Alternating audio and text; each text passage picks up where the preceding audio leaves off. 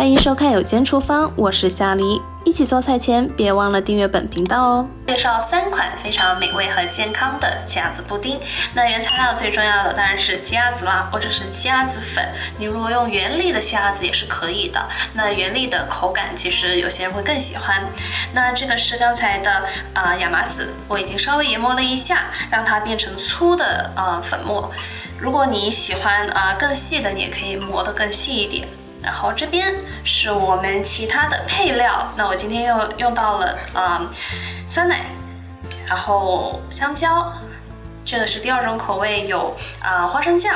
那这边还有一些莓果，我用的是冰冻的莓果，那就混合莓果，那用起来非常方便。但是如果你有新鲜的，当然是最好的了。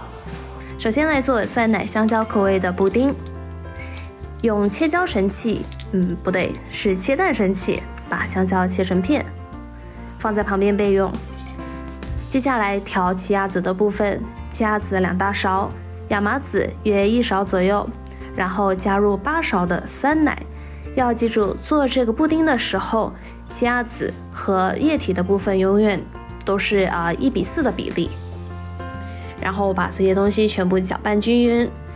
搅着搅着，大概半分钟，你就会发现这个液体会变得越来越浓稠，那就表示它已经 OK 了。拿一个容器或者一个小杯子，把刚才搅拌好的奇亚籽先舀1勺，铺在容器的底部，把刚才切成丁的香蕉放进来，可以拿勺子稍微给它捶碎一点，然后再把剩下的奇亚籽全部倒进来，最后把刚刚切好的香蕉片铺在上面，再撒上一些亚麻籽碎做装饰，这样第1种布丁就做好了。第2款布丁是花生酱口味的，非常推荐减糖的朋友试一下，很有饱腹感，而且非常香滑。奇亚籽和刚才一样2大勺，亚麻籽约1勺左右。这次不用酸奶，加入8勺刚刚打好的豆浆。然后放进1勺花生酱，我这里用的花生酱是没有任何糖的，所以要加入一些糖浆或者蜂蜜，搅拌均匀。然后同样的把它放入容器当中，最后在上面撒一些即食的麦片，这样可以增加饱腹感，而且特别适合早餐食用。加上一些莓果点缀一下，第2种就做好了。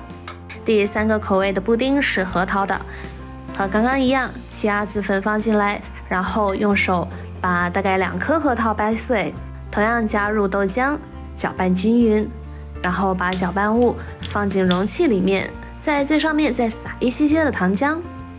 我刚刚还留了2块核桃，现在把这核桃掰碎铺到上面作为点缀，放入一些莓果装饰一下。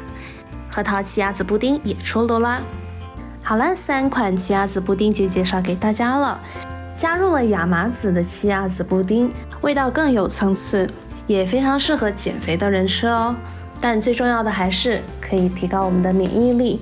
在经过这次的疫情以后，大家更加的意识到我们自身的免疫力是有多么的重要，所以希望大家也可以吃得更健康。